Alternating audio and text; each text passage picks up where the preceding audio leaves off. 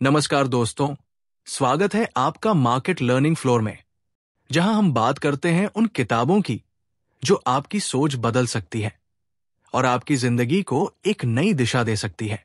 आज हम लेकर आए हैं एक ऐसी किताब जिसने लाखों लोगों को खुद पर विश्वास करना सिखाया। Mindset, the new psychology of success. Doctor Carol Dweck ने इस किताब में बताया है कि हमारी सफलता का राज हमारे दिमाग में छुपा होता है, यानी हमारे माइंडसेट में। तो चलिए जानते हैं कि कैसे आप भी अपने माइंडसेट को बदलकर किसी भी क्षेत्र में असाधारण सफलता हासिल कर सकते हैं। अध्याय 1, द माइंडसेट्स मानसिकताएं। इस अध्याय में कैरोल ड्वेक 2 प्रकार की मानसिकताओं, फिक्स्ड और ग्रोथ माइंडसेट का परिचय देती है।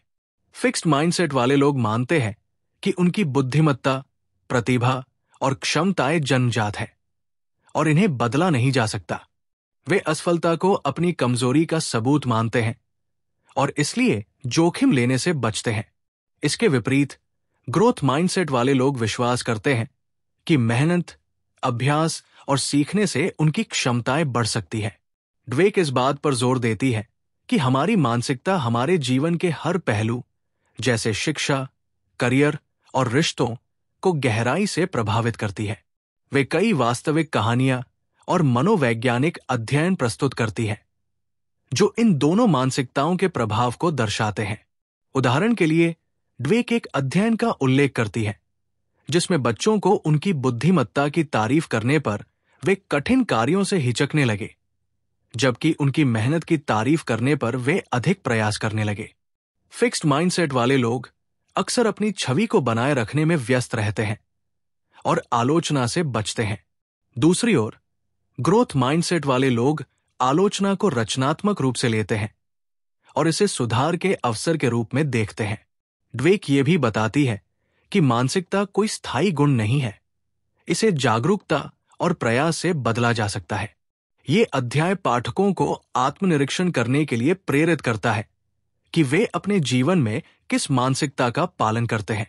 ड्वेक कई उदाहरण देती है, जैसे स्कूलों में शिक्षक जो बच्चों को ग्रोथ माइंडसेट सिखाकर उनके प्रदर्शन में सुधार करते हैं। वे ये भी कहती है कि फिक्स्ड माइंडसेट वाले लोग दूसरों की सफलता से जलन महसूस करते हैं, जबकि ग्रोथ माइंडसेट वाले लोग इससे प्रेरणा लेते हैं। इस अध्याय में ड्वेक ये समझाती है कि मानसिकता हमारे निर्णय लेने की प्रक्रिया, आत्मविश्वास और दीर्घकालिक लक्ष्यों को कैसे आकार देती है। वे ये भी बताती है कि ग्रोथ माइंडसेट को अपनाने से लोग अधिक लचीले, प्रेरित और सफल हो सकते हैं। ये अध्याय किताब का आधार तैयार करता है और पाठकों को अपनी मानसिकता पर विचार करने के लिए प्रोत्साहित करता है। अंत में ड्वेक इस बात पर जोर देती है कि ग्रोथ माइंडसेट न केवल व्यक्तिगत विकास के लिए बल्कि सामाजिक और पेशेवर सफलता के लिए भी महत्वपूर्ण है। ये अध्याय पाठकों को ये समझने में मदद करता है कि उनकी मानसिकता उनके जीवन को कैसे प्रभावित करती है और इसे बदलने की संभावना हमेशा मौजूद रहती है। अध्याय 2, इनसाइड द माइंडसेट्स मानसिकताओं के अंदर। इस अध्याय में ड्वेक फिक्स्ड और ग्रोथ माइंडसेट के आंतरिक कामकाज को और गहराई से समझाती है। वे बताती है कि फिक्स्ड माइंडसेट वाले लोग असफलता को व्यक्तिगत हार के रूप में देखते हैं और इसे अपनी पहचान से जोड़ते हैं। वे आलोचना से बचते हैं और केवल उन कार्यों को चुनते हैं जिनमें वे पहले से अच्छे हैं, ताकि उनकी छवि बनी रहे। इसके रिवर्स में ग्रोथ माइंडसेट वाले लोग असफलता को सीखने का अवसर मानते हैं और आलोचना को रचनात्मक मानकर उसका उपयोग करते हैं। ड्वेक कई मनोवैज्ञानिक अध्ययनों का उल्लेख करती है जो दर्शाते हैं कि फिक्स्ड माइंडसेट वाले लोग तनाव और असफलता से जल्दी हार मान लेते हैं। इसके विपरीत ग्रोथ माइंडसेट वाले लोग चुनौतियों का सामना करने में अधिक दृढ़ और प्रेरित होते हैं।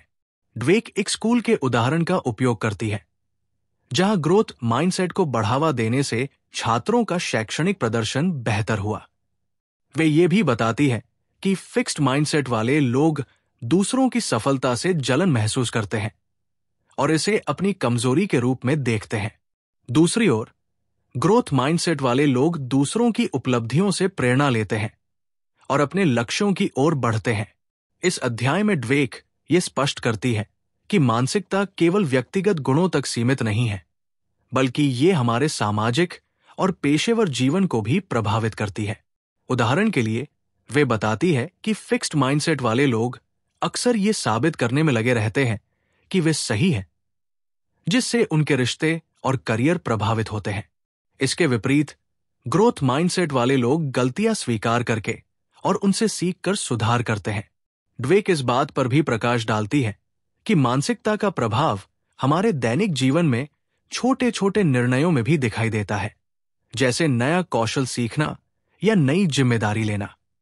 वे ये भी कहती है कि फिक्स्ड माइंडसेट वाले लोग अक्सर अपनी कमजोरियों को छिपाने की कोशिश करते हैं, जिससे उनकी प्रगति रुक जाती है।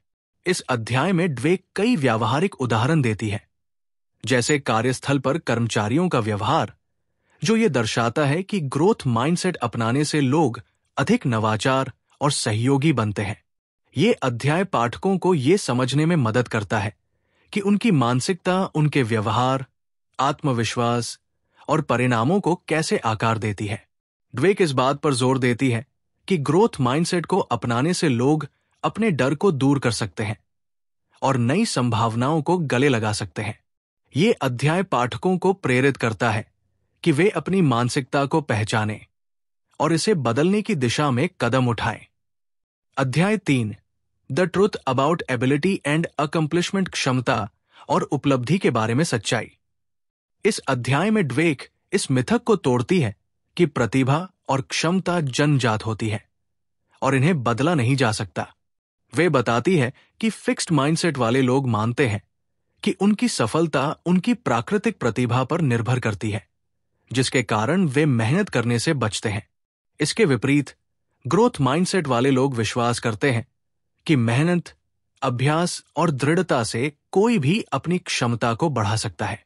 ड्वेक कई प्रसिद्ध हस्तियों जैसे माइकल जॉर्डन, थॉमस एडिसन और मोत्सार्ट के उदाहरण देती है, जिन्होंने अपनी असफलताओं से सीखकर असाधारण सफलता हासिल की। वे ये भी बताती है कि ग्रोथ माइंडसेट वाले लोग अपनी कमजोरियों को स्वीकार करते हैं और उन पर काम करने के लिए प्रेरित होते हैं। इस अध्याय में ड्वेक कई शैक्षिक अध्ययनों का उल्लेख करती है, जो दर्शाते हैं कि ग्रोथ माइंडसेट को बढ़ावा देने से छात्रों का प्रदर्शन बेहतर होता है। उदाहरण के लिए, एक अध्ययन में जिन बच्चों को उनकी मेहनत की तारीफ की गई, उन्होंने कठिन कार्यों में बेहतर प्रदर्शन किया। इसके विपरीत, जिन बच्चों को उनकी बुद्धिमत्ता की तारीफ की गई, वे जोखिम लेने से डरने लगे। ड्वेक ये भी कहती है कि फिक्स्ड माइंडसेट वाले लोग अक्सर अपनी कमजोरियों को छिपाने की कोशिश करते हैं, जिससे उनकी प्रगति रुक जाती है। वे ये भी बताती है कि ग्रोथ माइंडसेट वाले लोग असफलता को एक अस्थायी स्थिति मानते हैं और उससे सीखकर आगे बढ़ते हैं।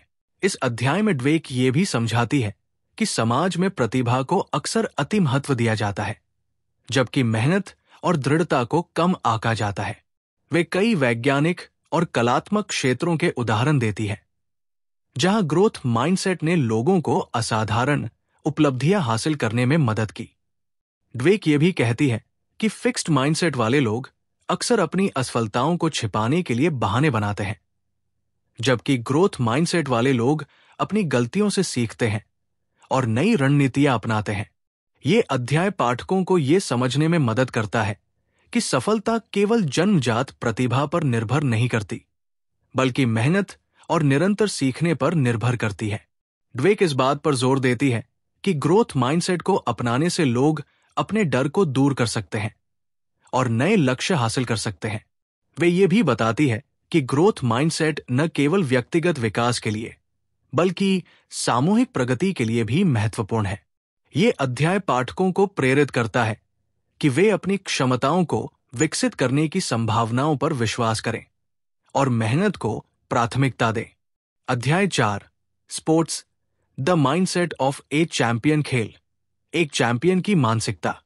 इस अध्याय में ड्वेक खेल की दुनिया में मानसिकता के प्रभाव को विस्तार से समझाती है। वे बताती हैं कि फिक्स्ड माइंडसेट वाले एथलीट अपनी प्राकृतिक प्रतिभा पर निर्भर करते हैं और असफलता से बचने की कोशिश करते हैं। वे हार को अपनी पहचान से जोड़ते हैं और इसलिए कठिन प्रतियोगिताओं से हिचकते हैं। इसके विपरीत ग्रोथ माइंडसेट वाले एथलीट कड़ी मेहनत, अभ्यास और कोचिंग को महत्व देते हैं। ड्वेक माइकल जॉर्डन जैसे खिलाड़ियों का उदाहरण देती है, जिन्होंने अपनी असफलताओं को प्रेरणा के रूप में लिया और लगातार सुधार किया। वे ये भी बताती है कि ग्रोथ माइंडसेट वाले खिलाड़ी आलोचना को स्वीकार करते हैं और इसे अपनी कमजोरियों को सुधारने के लिए उपयोग करते हैं। ड्वेक कई अन्य एथलीटों की कहानियां साझा करती है, जैसे बिली जीन किंग और जॉन मैकेनरो, जो ये दर्शाते हैं कि मानसिकता खेल में सफलता को कैसे प्रभावित करती है। वे ये भी कहती है कि फिक्स्ड माइंडसेट वाले खिलाड़ी अक्सर दबाव में टूट जाते हैं, क्योंकि वे असफलता को अपनी योग्यता की कमी मानते हैं।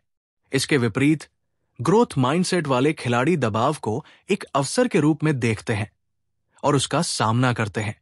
इस अध्याय में ड्वेक ये भी बताती है कि ग्रोथ माइंडसेट को बढ़ावा देने से टीमें और कोच बेहतर परिणाम प्राप्त कर सकते हैं। उदाहरण के लिए, वे एक कोच का उदाहरण देती है जिसने अपनी टीम को ग्रोथ माइंडसेट सिखाया, जिससे उनका प्रदर्शन और आत्मविश्वास बढ़ा।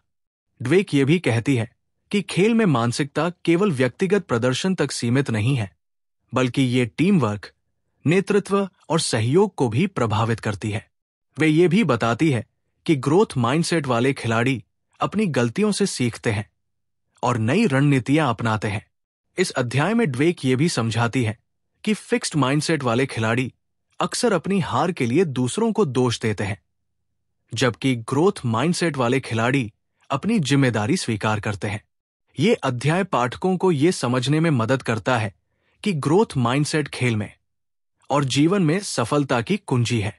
ड्वेक इस बात पर जोर देती है कि खेल में मानसिकता का प्रभाव केवल शारीरिक प्रदर्शन तक सीमित नहीं है, बल्कि ये मानसिक और भावनात्मक दृढ़ता को भी बढ़ाता है। ये अध्याय पाठकों को प्रेरित करता है कि वे अपनी मानसिकता को बदलकर खेल और अन्य क्षेत्रों में चैंपियन की तरह सोचें। अध्याय 5, बिजनेस, माइंडसेट एंड लीडरशिप, व्यवसाय, मानसिकता और नेतृत्व। इस अध्याय में ड्वेक व्यवसाय और नेतृत्व में मानसिकता के प्रभाव की पड़ताल करती है। वे बताती हैं कि फिक्स्ड माइंडसेट वाले नेता अपनी छवि को बनाए रखने और सही साबित होने पर ध्यान केंद्रित करते हैं। वे जोखिम लेने से बचते हैं और आलोचना को व्यक्तिगत हमले के रूप में लेते हैं। इसके विपरीत ग्रोथ माइंडसेट वाले नेता सीखने, नवाचार और अपनी टीम के विकास पर ध्यान देते हैं। ड्वेक कई प्रसिद्ध व्यवसायियों जैसे जैक वेल्च और लू गर्सनर के उदाहरण देती है, जिन्होंने ग्रोथ माइंडसेट अपनाकर अपनी कंपनियों जैसे जनरल इलेक्ट्रिक और IBM को सफलता की ऊंचाइयों तक पहुंचाया। वे ये भी बताती है कि फिक्स्ड माइंडसेट वाली कंपनियां अक्सर नवाचार में पिछड़ जाती है, क्योंकि वे परिवर्तन से डरती है। ड्वेक कई केस स्टडीज जैसे एनरॉन और माइक्रोसॉफ्ट का उल्लेख करती है, जो ये दर्शाते हैं कि मानसिकता संगठन की संस्कृति और दीर्घकालिक सफलता को कैसे प्रभावित करती है। वे ये भी कहती है कि ग्रोथ माइंडसेट वाले नेता अपनी टीम को प्रेरित करते हैं और उन्हें नए विचारों को अपनाने के लिए प्रोत्साहित करते हैं। इस अध्याय में ड्वेक ये भी बताती है कि फिक्स्ड माइंडसेट वाले नेता अक्सर अपनी गलतियों को छिपाने की कोशिश करते हैं, जिससे संगठन को नुकसान होता है। इसके विपरीत ग्रोथ माइंडसेट वाले नेता अपनी गलतियों से सीखते हैं और सुधार करते हैं। ड्वेक ये भी समझाती है कि ग्रोथ माइंडसेट वाले नेता अपने कर्मचारियों को सशक्त बनाते हैं और उन्हें जोखिम लेने के लिए प्रोत्साहित करते हैं। वे कई उदाहरण देती है, जैसे उन कंपनियों के जहां ग्रोथ माइंडसेट को अपनाने से कर्मचारियों का मनोबल और उत्पादकता बढ़ी। इस अध्याय में ड्वेक ये भी बताती है कि फिक्स्ड माइंडसेट वाले नेता अक्सर प्रतिस्पर्धा को खतरे के रूप में देखते हैं, जबकि ग्रोथ माइंडसेट वाले नेता इसे अवसर के रूप में देखते हैं। ये अध्याय पाठकों को ये समझने में मदद करता है कि नेतृत्व में ग्रोथ माइंडसेट क्यों महत्वपूर्ण है। ड्वेक इस बात पर जोर देती है कि ग्रोथ माइंडसेट को अपनाने से कंपनियां और व्यक्ति लंबे समय तक सफल और नवाचारी रह सकते हैं। वे ये भी कहती है कि ग्रोथ माइंडसेट वाले नेता अपनी टीम को प्रेरित करते हैं और एक सकारात्मक कार्य संस्कृति बनाते हैं। ये अध्याय पाठकों को प्रेरित करता है कि वे अपने नेतृत्व कौशल को ग्रोथ माइंडसेट के साथ विकसित करें। अध्याय 6, रिलेशनशिप्स, माइंडसेट्स इन लव, रिश्ते, प्यार में मानसिकताएं। इस अध्याय में ड्वेक रिश्तों, विशेष रूप से रोमांटिक और व्यक्तिगत रिश्तों में मानसिकता के प्रभाव को समझाती है। वे बताती हैं कि फिक्स्ड माइंडसेट वाले लोग अपने रिश्तों में पूर्णता की उम्मीद करते हैं और असफलता या असहमति को रिश्ते की विफलता मानते हैं। वे आलोचना को व्यक्तिगत हमले के रूप में लेते हैं और समस्याओं को हल करने के बजाय रिश्ते से दूर भागते हैं। इसके विपरीत ग्रोथ माइंडसेट वाले लोग रिश्तों को एक सीखने और विकास की प्रक्रिया मानते हैं। वे असहमति और चुनौतियों को रिश्ते को मजबूत करने के अवसर के रूप में देखते हैं। ड्वेक कई जोड़ों की कहानियां साझा करती है जो ये दर्शाती है कि ग्रोथ माइंडसेट रिश्तों को कैसे बेहतर बनाती है। वे ये भी बताती है कि फिक्स्ड माइंडसेट वाले लोग अक्सर अपने साथी को बदलने की कोशिश करते हैं, जिससे रिश्तों में तनाव बढ़ता है। इसके विपरीत ग्रोथ माइंडसेट वाले लोग अपने और अपने साथी के विकास पर ध्यान देते हैं और आपसी समझ को बढ़ावा देते हैं। इस अध्याय में ड्वेक ये भी कहती है कि ग्रोथ माइंडसेट वाले लोग रिश्तों में खुली बातचीत और समझौते को महत्व देते हैं। वे ये भी बताती है कि फिक्स्ड माइंडसेट वाले लोग अक्सर रिश्तों में असुरक्षा महसूस करते हैं क्योंकि वे अपने साथी की तुलना दूसरों से करते हैं। इसके विपरीत ग्रोथ माइंडसेट वाले लोग अपने साथी की खूबियों को स्वीकार करते हैं और उनके साथ मिलकर काम करते हैं। ड्वेक कई उदाहरण देती है, जैसे दोस्ती और पारिवारिक रिश्तों के, जो ये दर्शाते हैं कि ग्रोथ माइंडसेट रिश्तों को अधिक लचीला और टिकाऊ बनाती है। वे ये भी कहती है कि फिक्स्ड माइंडसेट वाले लोग अक्सर छोटी छोटी असहमतियों को बढ़ा चढ़ाकर देखते हैं, जबकि ग्रोथ माइंडसेट वाले लोग इनका समाधान खोजने की कोशिश करते हैं। इस अध्याय में ड्वेक ये भी समझाती है कि रिश्तों में ग्रोथ माइंडसेट अपनाने से लोग अधिक सहानुभूति और धैर्यवान बनते हैं। वे ये भी बताती है कि रिश्तों में असफलता को स्वीकार करना और उससे सीखना एक स्वस्थ रिश्ते की कुंजी है। ये अध्याय पाठकों को ये समझने में मदद करता है कि रिश्तों में ग्रोथ माइंडसेट कैसे खुशी और स्थिरता ला सकती है। ड्वेक इस बात पर जोर देती है कि रिश्ते एक ऐसी प्रक्रिया है जिसमें दोनों पक्षों को सीखने और बढ़ने की जरूरत होती है। ये अध्याय पाठकों को प्रेरित करता है कि वे अपने रिश्तों में ग्रोथ माइंडसेट को अपनाएं और आपसी समझ को बढ़ावा दें।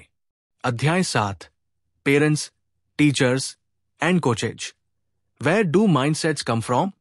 माता पिता, शिक्षक और कोच, मानसिकताएं कहां से आती हैं? इस अध्याय में ड्वेक इस बात की पड़ताल करती है कि हमारी मानसिकताएं कैसे बनती हैं और माता पिता, शिक्षक और कोच इसमें क्या भूमिका निभाते हैं।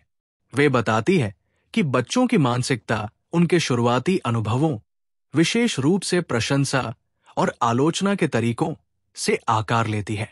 ड्वेक कहती है कि फिक्स्ड माइंडसेट को बढ़ावा देने वाली प्रशंसा, जैसे तुम बहुत होशियार हो, बच्चों को यह विश्वास दिलाती है कि उनकी क्षमता स्थिर है। इससे वे जोखिम लेने से डरने लगते हैं क्योंकि वे असफलता को अपनी बुद्धिमत्ता की कमी मानते हैं।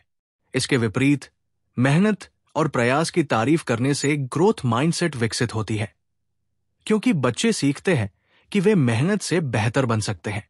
ड्वेक कई उदाहरण देती है कि कैसे माता पिता और शिक्षक अनजाने में फिक्स माइंडसेट को बढ़ावा देते हैं।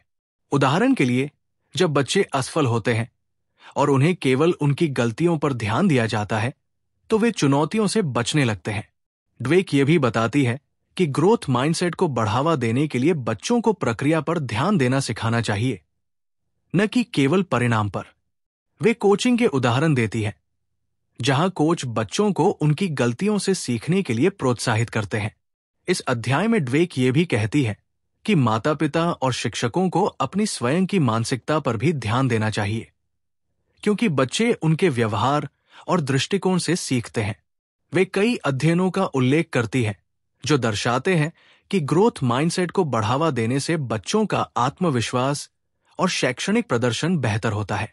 ड्वेक ये भी बताती है कि फिक्स्ड माइंडसेट वाले माता पिता और शिक्षक अक्सर बच्चों पर अनावश्यक दबाव डालते हैं जिससे उनकी रचनात्मकता और प्रेरणा कम होती है।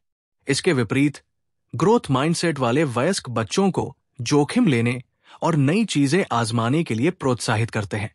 इस अध्याय में ड्वेक ये भी समझाती है कि ग्रोथ माइंडसेट को बढ़ावा देने के लिए बच्चों को सकारात्मक और रचनात्मक प्रतिक्रिया देनी चाहिए।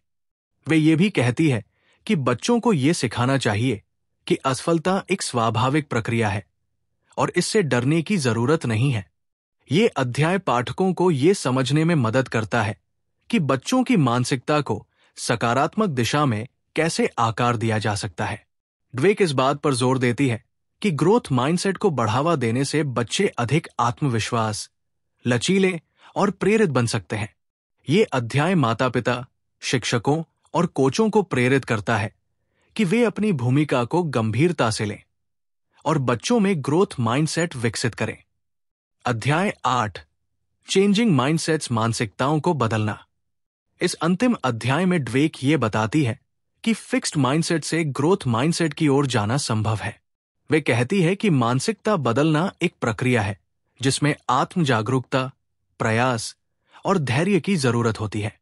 ड्वेक कई व्यावहारिक सुझाव देती है, जैसे अपनी गलतियों को स्वीकार करना, नई रणनीतियां आजमाना और आलोचना को रचनात्मक रूप से लेना। वे ये भी बताती है कि ग्रोथ माइंडसेट को अपनाने के लिए हमें अपने डर का सामना करना होगा और असफलता को सीखने का अवसर मानना होगा। ड्वेक कई लोगों की कहानियां साझा करती है जिन्होंने अपनी मानसिकता बदलकर अपने जीवन में सकारात्मक बदलाव किए। उदाहरण के लिए वे एक ऐसे व्यक्ति का उल्लेख करती है जिसने फिक्स्ड माइंडसेट के कारण अपने करियर में रुकावटों का सामना किया, लेकिन ग्रोथ माइंडसेट अपनाने के बाद सफलता हासिल की। इस अध्याय में ड्वेक ये भी बताती है कि स्कूलों और संगठनों में ग्रोथ माइंडसेट को बढ़ावा देने के लिए कार्यशालाएं और प्रशिक्षण उपयोगी हो सकते हैं। वे कई अध्ययनों का उल्लेख करती है जो दर्शाते हैं कि ग्रोथ माइंडसेट प्रशिक्षण से लोगों का प्रदर्शन, आत्मविश्वास और प्रेरणा बढ़ती है। ड्वेक ये भी कहती है कि मानसिकता बदलने की प्रक्रिया धीरे धीरे होती है और इसके लिए लगातार प्रयास की जरूरत होती है। वे पाठकों को ये सलाह देती है कि वे अपने विचारों और व्यवहारों पर नजर रखें और फिक्स्ड माइंडसेट के संकेतों को पहचानें। उदाहरण के लिए, जब आप असफलता से डरते हैं या आलोचना से बचते हैं, तो ये फिक्स्ड माइंडसेट का संकेत हो सकता है। ड्वेक ये भी बताती है कि ग्रोथ माइंडसेट को अपनाने से लोग अपने जीवन के हर क्षेत्र में अधिक सफल और संतुष्ट हो सकते हैं। वे ये भी कहती है कि ग्रोथ माइंडसेट न केवल व्यक्तिगत विकास के लिए बल्कि समाज के समग्र विकास के लिए भी महत्वपूर्ण है। इस अध्याय में ड्वेक ये भी समझाती है कि ग्रोथ माइंडसेट को अपनाने के लिए हमें अपने कंफर्ट जोन से बाहर निकलना होगा और नई चुनौतियों का सामना करना होगा। वे कई व्यावहारिक उपकरण सुझाती है, जैसे जर्नलिंग और आत्मचिंतन, जो मानसिकता बदलने में मदद कर सकते हैं। ये अध्याय पाठकों को प्रेरित करता है कि वे अपनी मानसिकता को बदलकर अपने जीवन को बेहतर बना सकते हैं। ड्वेक इस बात पर जोर देती है कि ग्रोथ माइंडसेट अपनाने से लोग अपने सपनों को हासिल कर सकते हैं और अधिक संतुष्ट जीवन जी सकते हैं। ये अध्याय किताब का एक प्रेरणादायक समापन है जो पाठकों को बदलाव के लिए कदम उठाने के लिए प्रोत्साहित करता है। तो दोस्तों, ये थी mindset, the new psychology of success की जबरदस्त सीखें। अब फैसला आपका है। क्या आप उसी पुराने फिक्स्ड माइंडसेट के साथ रहेंगे या ग्रोथ माइंडसेट अपनाकर अपनी काबिलियत को नए स्तर तक ले जाएंगे? अगर आपको यह वीडियो पसंद आया हो तो इसे लाइक, शेयर और सब्सक्राइब जरूर करें और कमेंट में बताएं आपका माइंडसेट अभी कैसा है और अब आप उसमें क्या बदलाव लाने जा रहे हैं। मिलते हैं अगली वीडियो में। तब तक याद रखिए, सोच बदलिए, जिंदगी बदल जाएगी। धन्यवाद।